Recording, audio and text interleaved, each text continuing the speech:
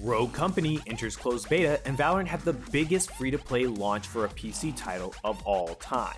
All that and more, my name's Ethos, and this is Free-to-Play Weekly. First off in the news this week, Riot Games is in a festive mood as both Legends of Runeterra and League of Legends is celebrating the Spirit Blossoms Festival, which is a celebration of life and that which lies beyond. Legends of Runeterra players can fulfill limited-time epic quests and gain petals, progress along an event pass, and gain various rewards for participation in their events. They can also try out the brand new Bestow Lab and try one of 6 pre-constructed decks for a spin of a special game mode.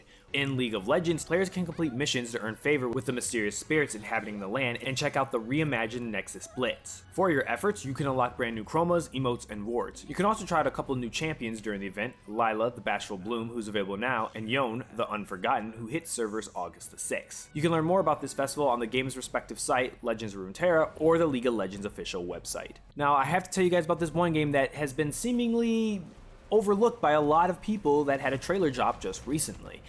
It's a game called Exomecha, and it is an upcoming free-to-play game by Twisted Red Games, and it looks like an infantry-based FPS with vehicles and giant transformer-like fighting robots. Oh, and there's hoverboards apparently, and a mechanized dragon. You just sold me on those things alone. It looks like Exomecha is a free-to-play online competitive first-person shooter that takes place on the planet Omeka, has team-based large-scale battles similar to Battlefield, a unique Battle Royale game mode, and an objective-based game mode.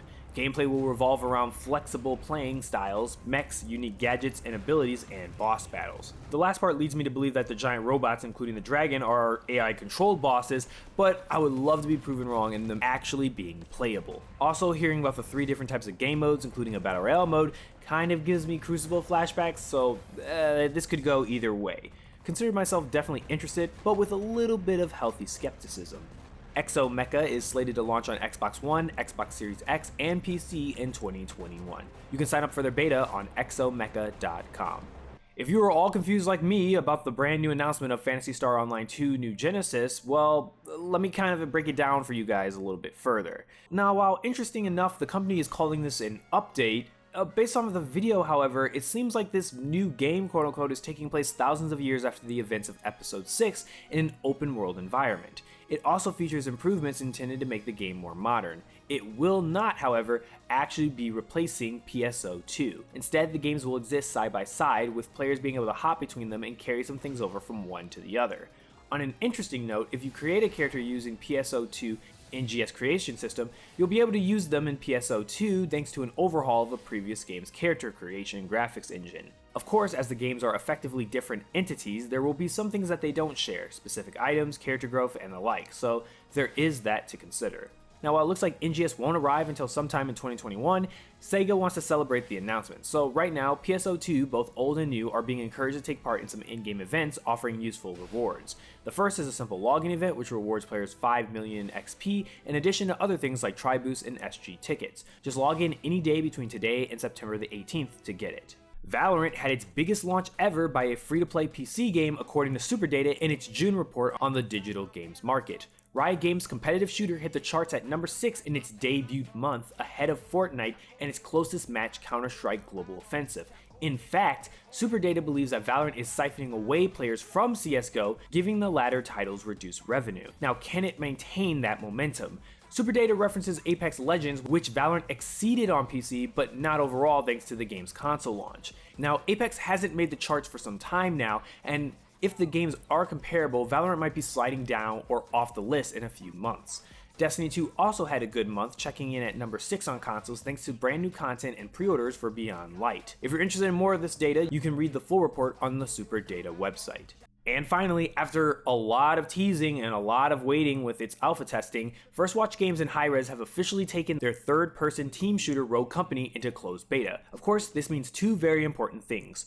Early access is available via Founder Pack purchases, and, as is common with games developed with Hi-Rez and its related companies, the NDA has been lifted, so streamers everywhere are able to stream the game. It's also important to know that this is the first Hi-Rez game to launch on PC and consoles simultaneously. That does include Nintendo Switch, PlayStation 4, and Xbox One. PC players will have to grab the game from the Epic Game Store, no Steam yet, and yes, there is cross-play. Now last week I covered a 15-minute gameplay video that First Watch Games launched, and now that players are actually able to play the game, a lot of questions are now starting to be answered, especially about the game's monetization. So it looks like matchmaking works across all platforms, and the developers have been very diligent in ensuring that every in-studio test includes crossplay. They've also focused heavily on making sure each version of the game is the same. Even the Switch version runs at 60 FPS. That said, things like matchmaking by input type are still being hammered out. As of right now, it looks like players have access to 3 different game modes, 13 rogues, and 7 maps. As with most shooters, players can choose a rogue before the match, but they can switch them at halftime when they take the time to upgrade, as well as buy gadgets and perks. As with other shooters, Rogue Company's rogues all have unique abilities, and you'll see some of them laying out barbed wires for instances, or running really fast while silent, or being able to set people on fire. They also all have unique melee abilities, in addition to just punching, as well as being able to throw their melee weapons.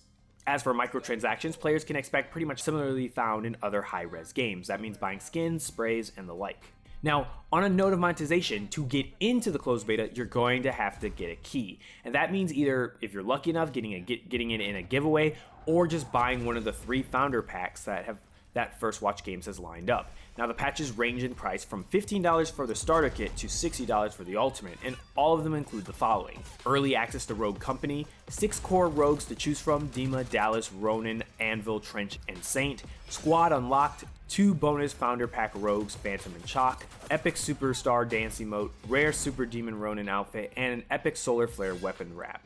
And that moves us to the question of the week. With Rogue Company now in closed beta and people now being able to play the game, for those of you that have either purchased or have gotten a key from a giveaway, let me know in the comment section below your thoughts on this game. I played it for pretty much the last couple of days, and I actually really like it, and I think it's a really cool third-person shooter. Let me know your thoughts in the comment section below. And that's it for this week's Free to Play Weekly. Don't forget to check out mmobomb.com for giveaways and the latest news. My name's Ethos, and I'll catch you guys later. Peace out, everyone.